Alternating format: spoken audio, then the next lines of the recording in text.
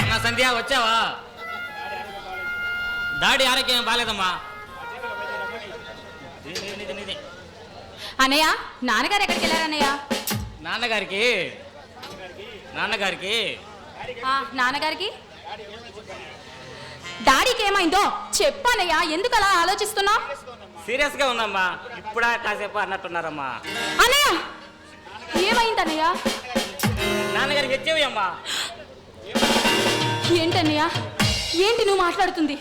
అవునమ్మా, పరాయి స్త్రీని కన్నెత్తి చూడటం పాపం అనుకునే నాన్నగారికి ఎయిడ్స్ అమ్మా.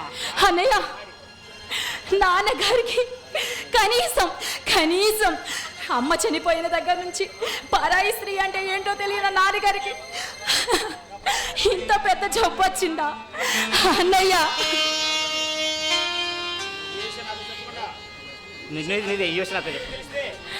అన్నయ్య నీకు తెలిస్తే నువ్వు ఎక్కడ బాధపడతావు, నీ చదువుకు ఎక్కడ అంతరాయం కలుగుతుందనని నాన్నగారు నీతో చెప్పొద్దన్నారమ్మా. అలా అని నాన్నగారు మన చేతుల్లో నుంచి వెళ్ళిపోయే టైంకి చెప్తావా అన్నయ్య?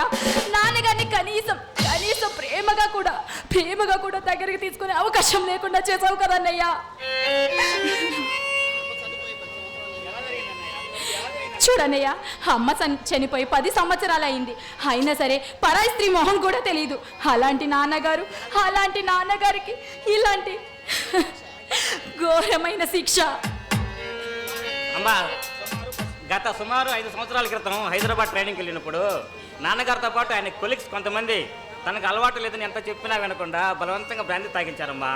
అంతటితో ఆగక ఆయన ఒక అపరిచితాలైన స్త్రీ దగ్గర పంపించారమ్మా. క్షణికమైన ఉద్రేకంతో ఆమెను అనిపించారమ్మా. దాని ఫలితమేనమ్మా నాన్నగారికి వచ్చిన ఎయిడ్స్.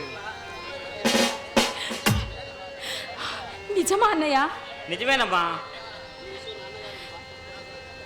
ఈ విషయం నాన్నగారు డాక్టర్ గారితో చెప్పారట.